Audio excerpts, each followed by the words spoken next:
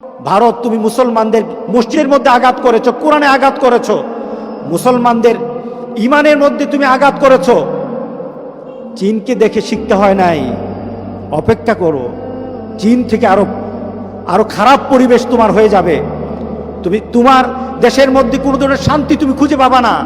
চীন যেমন মুসলমানদের উপর আক্রমণ করে দেশের শান্তি দূর করে দিয়েছে, ঠিক তোমারও দেশের মধ্যে অশান্তি সৃষ্টি হয়ে যাবে, আল্লাহর গজব তোমার উপর নাজিল হবে। আমাদের পাশের দেশ ভারত, মুসলমান তাদের অধিকার, মুসলমানরা তাদের অধিকার এদেশে পালন করে আসছে, তারা ভারতবাসী হিসেবে আছে। ভারতে তারা ভারতের নাগরিকত্ব যেভাবে নেওয়া দরকার, যেভাবে পায় বংশগত বংশ পরম্পরায়, ঠিক ওইভাবেই তারা আছে। অনেকে হয়তো মাইগ্রেট করেছে, কিন্তু শুধু মুসলমানদের উপর বিপদে এসে দাঁড়িয়েছে। কি ঘোষণা দেওয়া হলো? বিতাড়িত করা হবে। যাদের নাগরিকত্বের ব্যাপারে কোনো কাগজ বংশ পরম্পরায় অথবা আগ থেকে কোনো ধরনের কাগজ যদি না দেখাতে পারে, দলিল যদি না দেখাতে পারে, তাহলে তাদেরকে রাখা হবে না।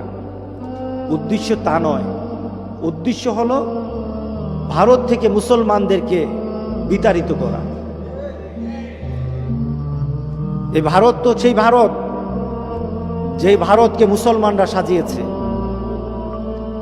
এই ভারত তো সেই ভারত যে ভারতের বর্তমান স্বাধীনতার জন্য মুসলমানরা জীবন দিয়েছে। ওলামায়ে কারাম, ভারতের ওলামায়ে কারামরা ইংরেজ বিরোধী আন্দোলন করেছে, দেশকে স্বাধীন করেছে। এই দেশকে সাজিয়েছে মুসলমানরা। এদেশের সমৃদ্ধি, ভারতের সমৃদ্ধি, ভারতের সৌন্দর্য সৃষ্টি করেছে মুসলমানরা। আজকে মুসলমানরা ভারতে থাকতে পারবে না, এই অযৌক্তিক দাবি ভারতের মুসলমানরা মেনে নিবে না। জান যাবে, তবু দেশ ছাড়বে না, তারা দেশ ছাড়বে না। সেই ঘোষণার কারণে তাদেরকে বিভিন্নভাবে আন্দোলনে নামতে হয়েছে। তাদের প্রত্যেক দাবি, এটা প্রত্যেক দাবি তাদের, সেটা আন্তর্জাতিক অঙ্গনে এটা রিকগনাইজড। তারা তাদের দাবির জন্য রাস্তায় নামলো। ভারতের মসজিদগুলি জ্বালিয়ে দেওয়া হচ্ছে, মুসলমানদের বাড়িঘরগুলি দিল্লিতে, বিশেষ করে দিল্লিতে মুসলমানদের ঘর বাড়ি জ্বালিয়ে দেওয়া হচ্ছে। সরকারি ডাটা অনুযায়ী প্রায় 40 জনের মতো শহীদ হয়েছে, কিন্তু বেসরকারিভাবে অনেক বেশি। ধরে ধরে আমাদের মুসলমান ভাইদেরকে মারা হচ্ছে, বাড়িগুলি জ্বালিয়ে দেওয়া হচ্ছে। ঘোষণা দেওয়া হয়েছে যে 1 মাসের মধ্যে দিল্লিতে কোনো মসজিদ রাখা হবে না, প্রত্যেকটি মসজিদ জ্বালিয়ে দেওয়া হবে।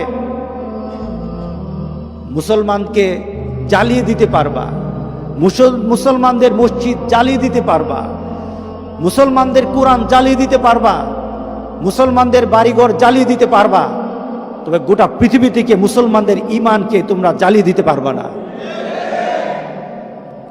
এত সহজ নয়। মুসলমানরা যেখানে একটা বীজ লাগিয়েছে, বীজ তো বুঝেন, একটা দানা লাগিয়েছে মুসলমান যে দেশে, ওই দেশের দানার থাকে নাই, ওই দানাটা বিরাট বড় গাছ হয়ে গেছে। এবং ওই গাছটার গাছ থাকে নাই, ওই গাছ থেকে লক্ষ লক্ষ ফল ধরেছে, ওই সমাজকে সুন্দর করে দিয়েছে। মুসলমান যেখানে যায়, মুসলমান বসে থাকে না, তাদের ইমানের আলো দিয়ে সমাজকে আলোকিত করে নেয়। আলহামদুলিল্লাহ, এটাই মুসলমানদের পরিচয়। মুসলমানের গায়ে একটা আতরের গ্রাণ আছে, ইমানের গ্রাণ। মুসলমানদের ইমানের মধ্যে একটা আলো আছে। সূর্য যেমন আলো দিয়ে চতুর্দিক থেকে আলোকিত করে নেয়, সূর্যের আলোকে যেমন ঠেকানো যায় না। পারা যাবে সূর্যের আলোকে ঠেকানো? কেউ পারবে? সূর্যের আলোকে ঠেকানো যায় না। মুসলমানদের ইমানের নূর কেউ ঠেকাতে পারবে না। ভারত তুমি যত চেষ্টা করো পারবা না।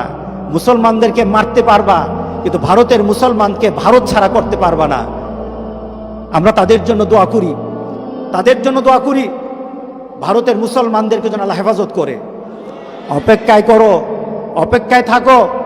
ভারত, তুমি মুসলমানদের মসজিদের মধ্যে আঘাত করেছো, কোরআনে আঘাত করেছো, মুসলমানদের ইমানের মধ্যে তুমি আঘাত করেছো। চীনকে দেখে শিখতে হয় নাই, অপেক্ষা করো। চীন থেকে আরো খারাপ পরিবেশ তোমার হয়ে যাবে। তুমি তোমার দেশের মধ্যে কোনো ধরনের শান্তি তুমি খুঁজে পাবা না।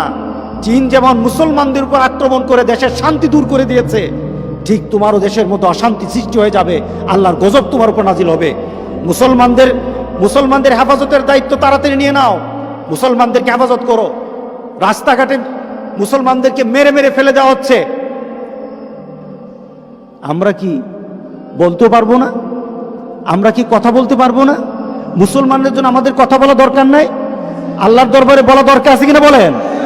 যদি না বলে কোনো মুসলমান, যদি মুসলমানদের বিপদের সময় কোনো মুসলমান যদি কথা না বলে আর কথা বলাটা যদি অপছন্দ করে, তার মধ্যে ঈমান আছে কিনা আমাদের সন্দেহ আছে, আমাদের সন্দেহ আছে। কারণ ভ্রাতৃত্ববোধ গোটা পৃথিবীর মধ্যে ইসলাম এমন ভাবে দিয়ে গেছে। রাসূল সাল্লাল্লাহু আলাইহি সাল্লাম বলেছেন, পৃথিবীর এক প্রান্তে কোনো মুসলমানের কোনো গায়ে যদি একটা টুকা পড়ে, পৃথিবীর অপর প্রান্তের মুসলমান ভাই এই ব্যথায় ব্যথিত হয়ে বলবে, আমিও ব্যথা পেয়েছি, তোমার সাথে আমি আছি। এটা মুসলমান, এটা মুসলমান। আজকে পৃথিবীর মধ্যে মুসলমানরা নির্যাতিত, আর আমাদের মতো মুসলমান নামের কলঙ্ক, তাদের জন্য দোয়া করতে আমরা সাহস পাই না, তাদের জন্য আল্লাহর দরবারে কাঁদতে আমরা সাহস পাই না। আল্লাহর দরবারে তাদের জন্য দোয়া করা দরকার, এই চেতনা আমাদের মধ্যে জাগ্রত নাই। দাবি করি মুসলমান, আমার বিশ্বাস হয় না তাদের ঈমান, তাদের চিন্তা, তাদের পরিচয় মুসলমানের খাতায় আছে কিনা আমি চিন্তিত। আজকে আমাদের সে মুসলমানদের জন্য আমরা দোয়া করব, আমরা আল্লাহর দরবারে বলবো, মাবুদ হাসবুনাল্লাহু ওয়া নি'মাল ওয়াকিল, হাসবুনাল্লাহু ওয়া নি'মাল ওয়াকিল, আল্লাহুম্মা ইন্না নাজআলুকা ফি নুহুরিহিম ওয়া নাউযু বিকা মিন শুরুরিহিম। মাবুদ, তোমার কাছে আমরা সাহায্য চাই, তুমি আমাদের ভাইগুলিকে ধ্বংস করে দিও না। মসজিদগুলির মধ্যে উঠে উঠে মসজিদগুলি ভেঙে ফেলতেছে। রব্বুল আলামিন, আমাদের দেহ থেকে আমাদের মসজিদের দেহটার মর্যাদা আমাদের কাছে বেশি, আমাদের নিজের দেহ থেকে মাবুদ তোমার মসজিদের দাম অনেক বেশি, তোমার কোরআনের দাম অনেক বেশি। মাবুদ, তোমার কাছে তোমার কোরআন আর মসজিদ আর তোমার মোমেন বান্দাদের হেফাজত আমরা তোমার কাছে ভিক্ষা চাই। মাবুদ, আজকে গোটা পৃথিবীর মধ্যে আমাদেরকে কাঁদা দরকার আল্লাহর দরবারে। আল্লাহর কাছে যদি চাই, আল্লাহ অবশ্যই হেফাজত করবেন, ইনশাআল্লাহ বলি, ইনশাআল্লাহ বলি। আল্লাহ কোনো বান্দার পেয়েছেন, বান্দা যখন পেরেশান হয়ে যায় আর একাগ্রতার সাথে আল্লাহকে ডাকে, আল্লাহ বলেন, বান্দা ওই ডাককে আমি খালি ফিরাই না রে বান্দা, আমি খালি ফিরিয়ে দেব না। আজকে দিল্লির মুসলমান, ভারতের মুসলমান আজকে নিজের জান বাঁচানোর জন্য তারা অস্থির হয়ে গেছে, কোথায় যাবে, কোথায় যাবে। হিন্দুরা তাদেরকে আশ্রয় দিতেছে, হিন্দুরা তাদেরকে আশ্রয় দিয়ে পাড়া প্রতিবেশীর আশ্রয় দিতেছে। বাবু, তুমি মেহেরবানি করে তাদের জন্য তোমার রহমতের দরজাটা খুলে দাও। আমরা তাদের জন্য দোয়া করব, প্রত্যেকটি মুহূর্তে দোয়া করব। আমাদের জন্য এখন ফরজ হয়ে গেছে কুনুতে নাজালা পড়া, তাদের জন্য কুনুতে নাজালা পড়ে আল্লাহর দরবারে দোয়া করা আমাদের জন্য ফরজ হয়ে গেছে। গোটা বাংলাদেশের সকল মুমিন, মুসলমান, আলেম, ইমাম সবার জন্য এখন ফরজ হয়ে গেছে তাদের জন্য দোয়া করা। তারা যেন কেঁদে কেঁদে বলতেছে, মাবুদ তুমি আমাদের জন্য তোমার সাহায্যকারী পাঠিয়ে দাও।